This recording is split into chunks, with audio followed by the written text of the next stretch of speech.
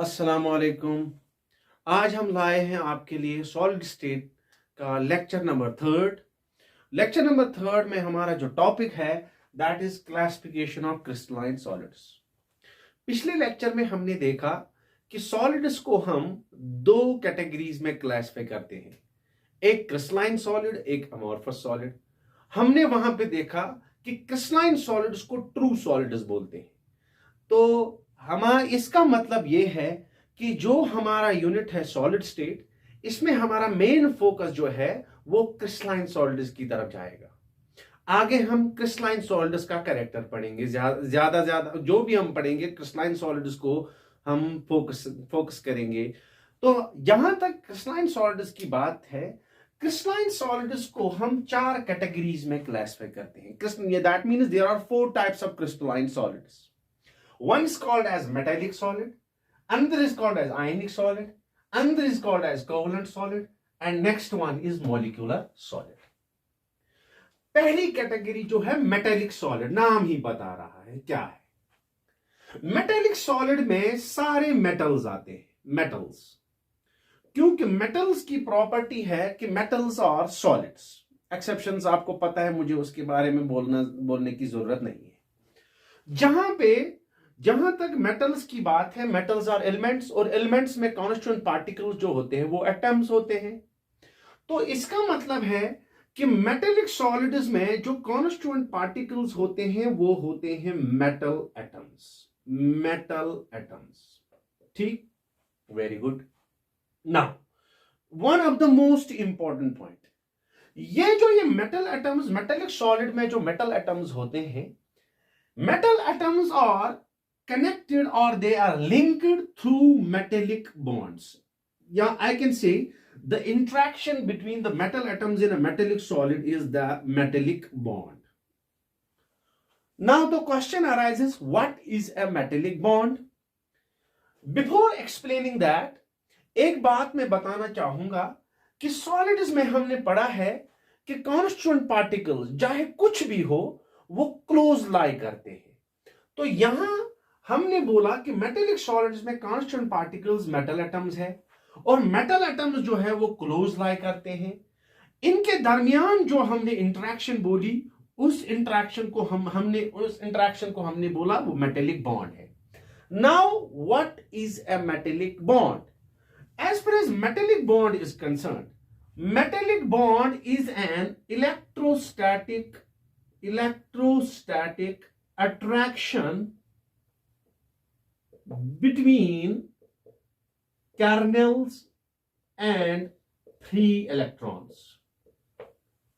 Metallic bond जो होता है ये एक इलेक्ट्रोस्टैटिक अट्रैक्शन होती है कर्नेल्स और फ्री इलेक्ट्रॉन्स के दरमियान। नाउ द पॉइंट अराइजेस, ये कर्नेल और फ्री इलेक्ट्रॉन ये क्या है? जहां तक मेटल एटम्स की बात है या मेटल्स की बात है, मेटल्स के बारे में हम सबको पता है कि मेटल्स की आयनाइजेशन एनर्जी जो होती है वो कम होती है। Metals have low ionisation energy.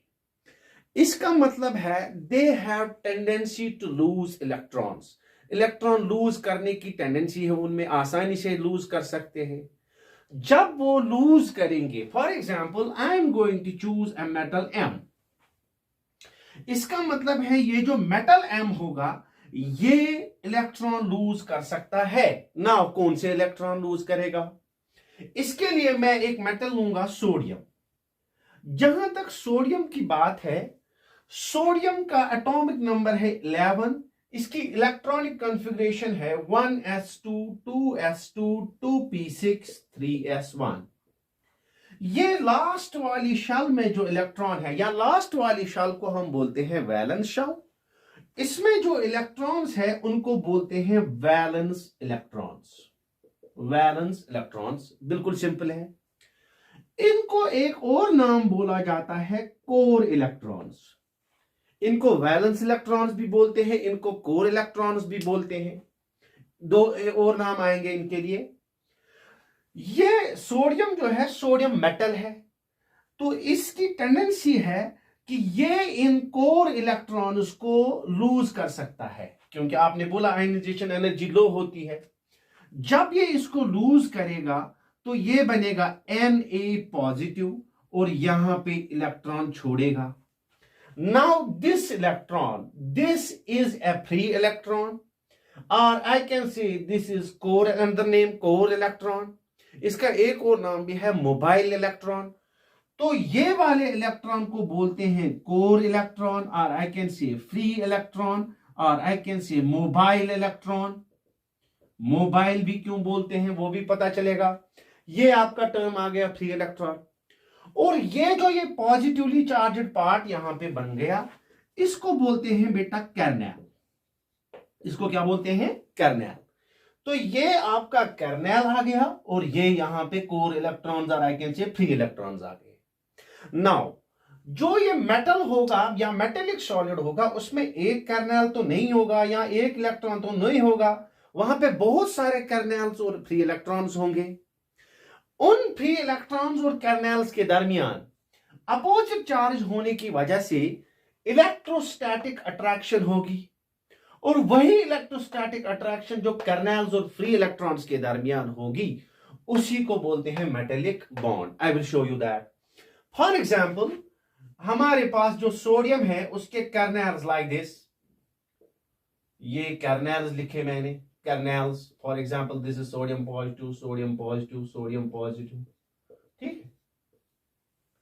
और इनके दरमियान यहां पे delocalized electrons, mobile electrons, free electrons, core electrons, ये यहां पे होंगे, और इस कोर इलेक्ट्रॉन को अट्रैक्ट करेंगे ये कर्नेल्स अपनी तरफ. तो जब ये इसको अट्रैक्ट करेंगे बेटा, ये जो अट्रैक्शन हो रही है, इस अट्रैक्शन को कोर कर्नेल और कोर इलेक्ट्रॉन के दरमियान, इसी को बोलते हैं मेटेलिक बॉन्ड. ठीक. Very good. Now there is a very important point regarding this. Now यहां पे हमने देखा कि यहां पे अट्रैक्शन है. जब ये अट्रैक्शन है तो बेटा जितनी ज्यादा अट्रैक्शन होगी उतना स्ट्रॉन्गर ये बॉन्ड होगा, उतनी स्ट्रेंथ मेटल की होगी. इसीलिए बेटा जो मेटल्स होंगे, मेटल्स की स्ट्रेंथ डिपेंड करती है upon the number of core electrons. जैसे हमारे पास सोडियम जो है, सोडियम में कोर इलेक्ट्रॉन्स जो है वो एक है. मैं कोई और मेटल लेता हूं, फॉर एग्जांपल आयरन. आयरन में अगर हम देखेंगे, आयरन में लास्ट जो कॉन्फ़िगरेशन होती है that is 4s2 3d6. 4s2 3d6. ठीक. Very good. और इसमें अगर हम देखेंगे जो नंबर ऑफ इलेक्ट्रॉन्स है डी ऑर्बिटल में, अगर हम देखेंगे 6 है. अगर वैलेंस टोटल हम देखेंगे, यहां पे 8 इलेक्ट्रॉन्स लास्ट में आ रहे हैं, तो बेटा यहां पे हम बोलेंगे बेटा कि इसमें नंबर ऑफ कोर इलेक्ट्रॉन्स इससे ज्यादा है. जब इसमें नंबर ऑफ कोर इलेक्ट्रॉन्स इससे ज्यादा है तो इसका मतलब है इसकी मेटेलिक बॉन्ड स्ट्रेंथ जो होगी वो ज्यादा होगी इससे.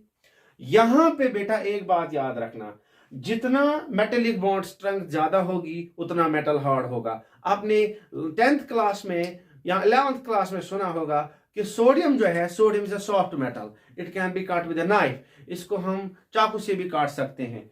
बिल्कुल इजी है, क्योंकि यहां पे मेटेलिक बॉन्ड स्ट्रेंथ ज्यादा नहीं है.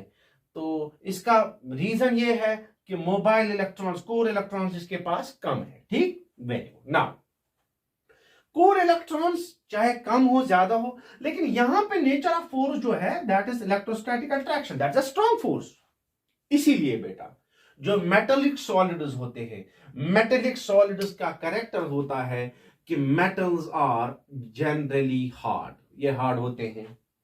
जो मेटल्स की प्रॉपर्टी होगी वही मेटेलिक सॉलिड्स की प्रॉपर्टी होगी. Metallic solids are good conductors. Why they are good conductors? Because there is presence of mobile electrons, free electrons. Due to the presence of these free electrons, metals are good conductors. Clear? Very good. Metals malleable होते हैं या metallic solids malleable होते हैं, lustrous होते हैं. ठीक है बेटा. Very good. Tensile strength high होती है बेटा. तो इसका मतलब है हमारे पास जो हम नॉर्मल प्रॉपर्टीज मेटल्स की पढ़ते हैं वो हमारे मेटेलिक सॉलिड्स की भी आएगी. ठीक है. हार्ड होते हैं. ठीक, clear, very good, note it down.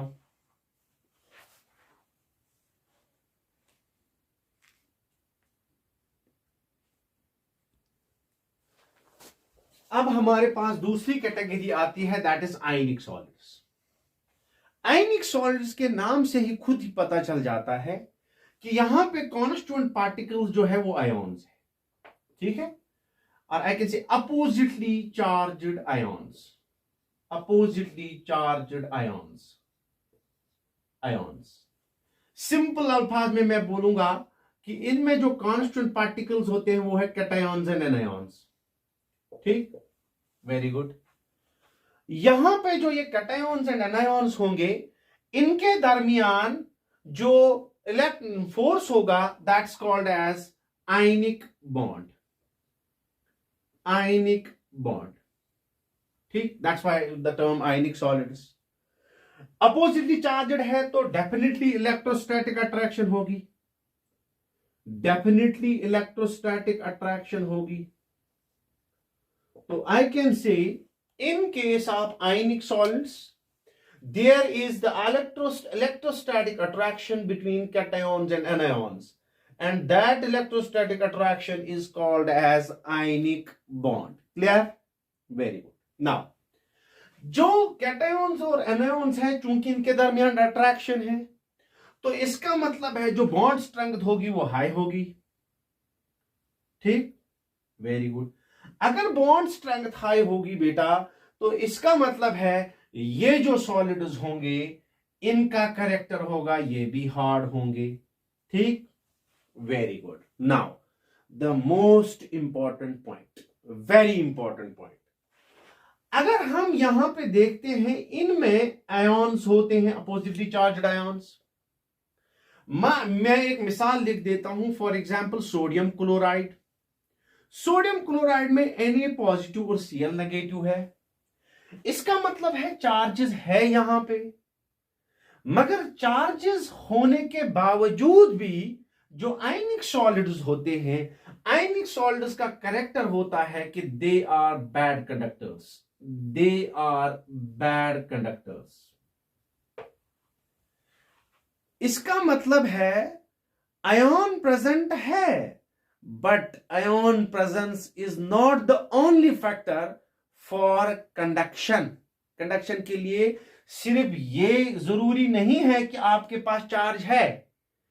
Now the reason why it's a bad conductor, besides the presence of charges, besides the presence of these positive and negatively charged ions, ठीक, very good. Basically जो ये positively and negatively charged ions होते हैं, they are not in a position to move, they are closely packed। जब ये closely packed होंगे तो इसका मतलब है ये मूव नहीं कर सकते। तो क्या मैं बोल सकता हूं यहां पे कि due to the absence of mobility, mobility नहीं है, मोबिलिटी ना होने की वजह से जो आयनिक सॉलिड है, आयनिक सॉलिड बैड कंडक्टर होता है।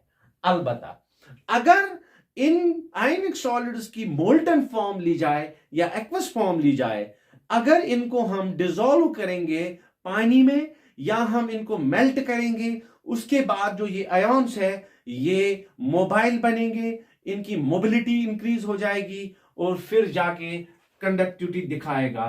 That means ionic solids are good conductors, they are good conductors in aqueous और molten state, or I can say molten form, ठीक।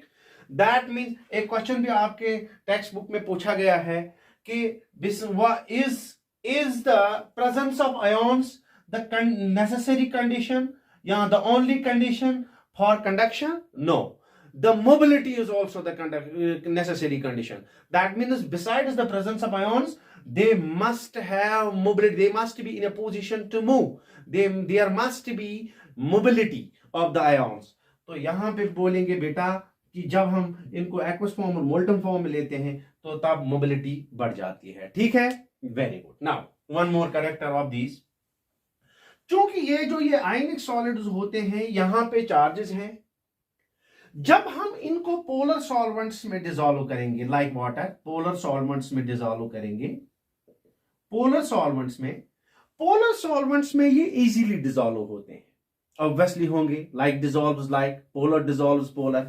तो इसका एक खास वजह भी है कि ये आयनिक सॉलिड्स होते हैं पोलर सॉल्वेंट्स में, ये हाईली सॉल्युबल होते हैं।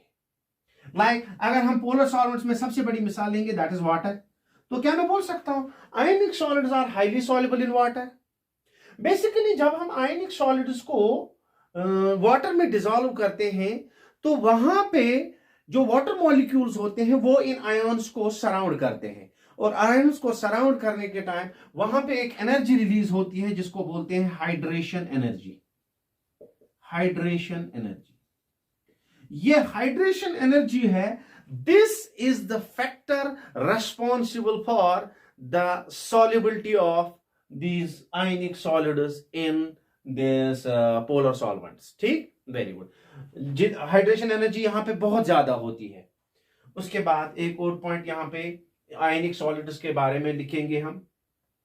जो आयनिक सॉलिड्स होते हैं, आयनिक सॉलिड्स में हमने बोला था कि अपोजिटली चार्ज आयन्स है, मूव नहीं कर सकते, हाई हाई ये स्ट्रॉन्ग फोर्स होता है। जब ये स्ट्रॉन्ग फोर्स होता है तो इसका मतलब है आयनिक सॉलिड्स को मेल्ट करने के लिए बहुत ज्यादा टेम्परेचर की जरूरत पड़ेगी, तो मैं बोलूंगा इनका मेल्टिंग पॉइंट जो है वो हाई होता है। ठीक है बेटा, very good, note it down, I am going to rub it, note it down.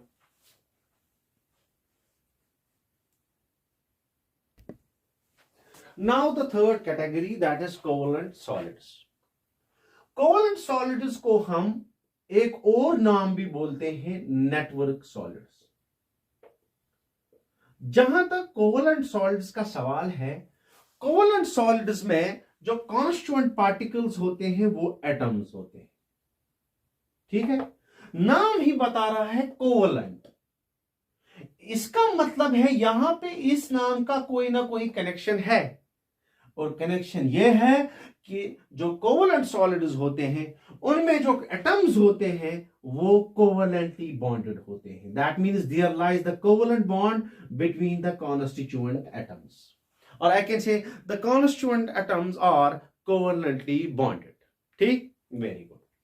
यहां पे कोवलेंट सॉलिड्स की बात अगर हम करेंगे, कोवलेंट सॉलिड्स में एक बहुत बड़ी मिसाल आती है डायमंड। इससे आपको नेटवर्क सॉलिड्स वाला पॉइंट ज्यादा समझ आएगा। डायमंड, डायमंड के बारे में आपने 10th क्लास में भी पढ़ा है, ये 11th में भी पढ़ा है कि डायमंड जो है, डायमंड कार्बन का एलोट्रॉप है, और ये डायमंड में जो कार्बन एटम होता है, that each carbon atom is tetrahedrally linked to 4 other carbon atoms। और जब हम ये पूरा स्ट्रक्चर बनाते हैं, ये स्ट्रक्चर 3 डायमेंशनल नेटवर्क स्ट्रक्चर बन जाता है। That means these covalent solids form network structures, network 3-dimensional structures। That's why they are also known as network solids। Clear? Very good। Now यहां पे अगर हम देखेंगे बेटा, यहां पे आपको कोई चार्ज दिखी नहीं, कोई भी चार्ज नहीं है। जब कोई चार्ज है ही नहीं तो इसका मतलब है मोबिलिटी फैक्टर को देखना ही नहीं है। यहां पे जब चार्ज है ही नहीं तो क्या मैं बोल सकता हूं कि जो कोवलेंट सॉलिड्स होंगे वो बैड कंडक्टर्स होंगे, बैड कंडक्टर्स। यहां पे चाहे इनका आप सॉलिड फॉर्म ले लो, चाहे आप मोल्टन फॉर्म ले लो, हर किसी फॉर्म में ये बैड कंडक्टर होंगे because of the unavailability of charges. तो यहां पे कोई चार्ज ना होने की वजह से ये हर किसी स्टेट में बैड कंडक्टर्स होंगे। ये आपको मदद करेंगे क्योंकि आप आगे आपके कंसेप्चुअल क्वेश्चन जो है वो इसी के हिसाब से पूछे जाते हैं बेटा। नाउ यहां पे जो एटम्स के दरमियान जो इंटरेक्शन है वो कोवलेंट बॉन्ड है, and covalent bond is a strong bond. अगर ये कोवलेंट बॉन्ड स्ट्रॉन्ग है, दूसरी बात यहां पे हमने बोला कि नेटवर्क स्ट्रक्चर है। जब नेटवर्क स्ट्रक्चर है, स्ट्रॉन्ग इंटरेक्शन है, तो इसका मतलब है ये कोवलेंट कंपाउंड्स होंगे, कोवलेंट सॉलिड्स होंगे, ये भी हार्ड होंगे। क्लियर? Very good. ये ब्रिटल भी होते हैं, ठीक, वेरी गुड। उसके बाद अगर हम देखेंगे बेटा, यहां पे पोलैरिटी है नहीं। जब पोलैरिटी है नहीं बेटा, तो पोलर सॉल्वेंट्स में सॉल्युबिलिटी की बात ही नहीं आएगी बेटा। Clear, very good. Now the third one more point that is जो कोवलेंट सॉलिड्स होते हैं, कोवलेंट सॉलिड्स के बारे में हमने बोला कि दे आर बैड कंडक्टर्स, लेकिन इसमें एक्सेप्शंस भी आती है। एक्सेप्शंस में आपकी सबसे बड़ी एक्सेप्शन जो है that is graphite. Graphite is a covalent solid, graphite is a covalent solid but it is a good conductor. ये आपने पढ़ के रखा होगा पिछले क्लासेस में। It's a good conductor, it's a good conductor because of the availability of A free electron. Free electron वहां पे अवेलेबल होता है, क्योंकि ग्राफाइट में आपने पढ़ा होगा कि ग्राफाइट में जो हर कोई कार्बन होता है वो सिर्फ 3 कार्बन के साथ बॉन्डेड होता है, कोवलेंटली बॉन्डेड होता है, और वहां पे एक इलेक्ट्रॉन बच जाता है, और वही इलेक्ट्रॉन जो है that is responsible for conduction. Clear, very good. इसके अलावा यहाँ पे जो कोवलेंट सॉलिड है इसमें बहुत सारी मिसालें आती हैं, लाइक क्वार्ट्ज। ठीक है बेटा, very good. Now the fourth category is molecular solids. Note it down. Now, the last category of crystalline solids, that is molecular solids. Molecular solids हमें नाम से ही पता चल जाता है कि molecular solids में जो constituent particles होंगे वो molecules होंगे। Now, depending upon the nature of molecules, जो ये constituent particles में molecules है उनका nature कैसा है, on the basis of that we classify molecular solids into 2 types. One is non-polar molecular solid and another is polar molecular solid. तो हमारा molecular solids है जो है, मॉलिक्यूलर सॉलिड्स में हमारे पास 2 कैटेगरीज आती है। एक हमारे पास नॉन पोलर वाला है और दूसरा हमारे पास पोलर वाला है। नॉन पोलर वाला खुद बताता है कि नॉन पोलर मॉलिक्यूलर सॉलिड ऐसा सॉलिड होता है जिसमें जो कॉन्स्टिट्यूएंट पार्टिकल्स होंगे मॉलिक्यूल्स, डिस्क्रीट मॉलिक्यूल्स, और आई कैन से इंडिपेंडेंट मॉलिक्यूल्स। और उन मॉलिक्यूल के जो कॉन्स्टिट्यूएंट एटम्स होंगे, मॉलिक्यूल्स के कॉन्स्टिट्यूएंट एटम्स जो होंगे, मिसाल से आपको अभी समझ आएगा, उन मॉलिक्यूल्स के जो कॉन्स्टिट्यूएंट एटम्स होंगे वो कोवलेंटली बॉन्डेड। मगर बेटा, लेकिन जो इंटरमॉलिक्यूलर फोर्स होगा, मॉलिक्यूल्स के दरमियान जो फोर्स होगा, वो नॉन पोलर होने की वजह से वो वेरी वीक फोर्स होगा, जिसको हम बोलते हैं van der Waals force. I will explain it with an example. For example, non polar solids में मिसाल आती है हाइड्रोजन। हाइड्रोजन जो हमारे पास है, हाइड्रोजन मॉलिक्यूल में हाइड्रोजन और हाइड्रोजन कोवलेंटली बॉन्डेड है। तो इस जो हमारा मॉलिक्यूलर सॉलिड है, मॉलिक्यूलर सॉलिड्स में हाइड्रोजन मॉलिक्यूल्स बहुत होंगे। फॉर एग्जांपल, यहां पे एक और हाइड्रोजन मॉलिक्यूल में लिख देता हूं। यहां पे कोई चार्ज आपको दिख रही है? नहीं। तो इसका मतलब है मॉलिक्यूल नॉन पोलर है, उस मॉलिक्यूल के कॉन्स्टिट्यूएंट एटम जो है वो कोवलेंटली बॉन्डेड है, और नॉन पोलर मॉलिक्यूल्स के दरमियान चार्ज ना होने की वजह से, कोई चार्ज नहीं है वहां पे, नॉन पोलर मॉलिक्यूल्स है, और इनके दरमियान जो इंटरेक्शन होगी वो वीक इंटरेक्शन होगी बेटा, और उस इंटरेक्शन को हम बोलते हैं वैन डर वाल्स फोर्स, या लंदन फोर्स, या डिस्पर्शन फोर्स आप बोल रहे हो, वैन डर वाल्स फोर्स। ठीक, that means the nature of interaction between the constituent molecules of a non-polar solid, that is van der Waals interaction. Clear? Very good. चूंकि आप सबको पता है कि van der Waals interaction जो है, van der Waals interaction एक weak interaction है। अगर ये वीक इंटरेक्शन है तो इसका मतलब है जो नॉन पोलर सॉलिड्स है, नॉन पोलर सॉलिड्स सॉफ्ट होंगे। ऑब्वियसली वो सॉफ्ट होंगे, हार्ड नहीं होंगे, क्योंकि इंटरमॉलिक्यूलर फोर्स कमजोर है। ठीक, क्या आपको यहां कोई चार्ज दिख रही है? अगर चार्ज आपको नहीं दिख रही है तो I can say they are bad conductors, और I can say they act as insulators. They are bad conductors. Getting? Very good. Now अभी एक बार फिर से बोलता हूं, नॉन पोलर सॉलिड्स में हमने पढ़ा कि नॉन पोलर सॉलिड्स में कांस्टेंट पार्टिकल्स होते हैं, मॉलिक्यूल्स। लेकिन नॉन पोलर सॉलिड्स में एक और कैटेगरी भी आती है जहां पे कांस्टेंट पार्टिकल्स जो है वो एटम्स है। हालांकि नाम क्या है? Molecular solids.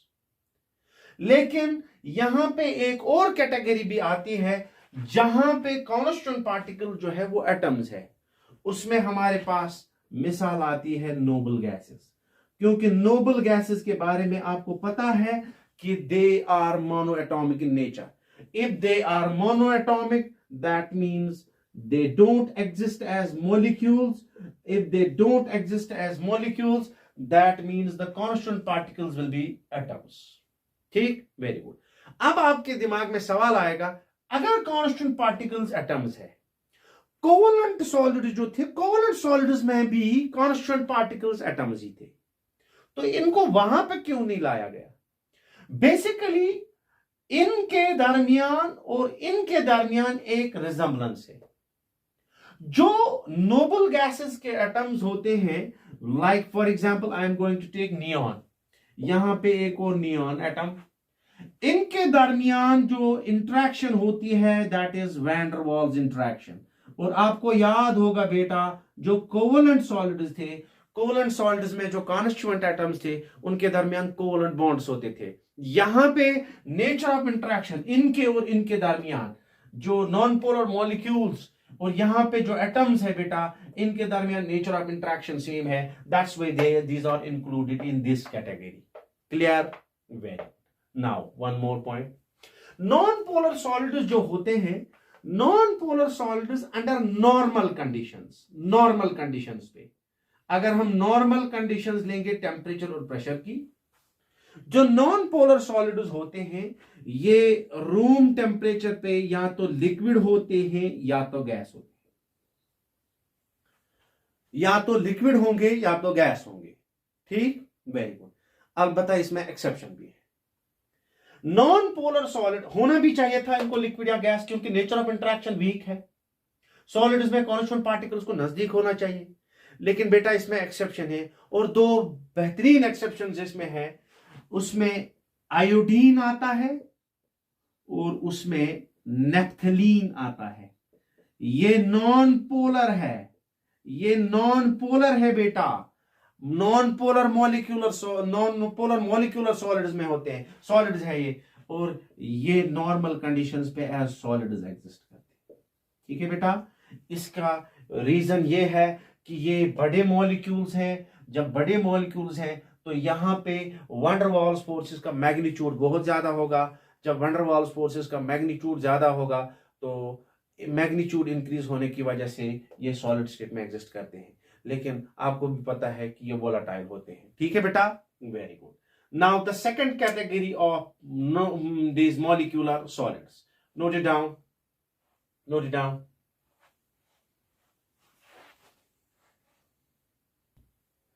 Here comes the second category of molecular solids, that is polar molecular solids.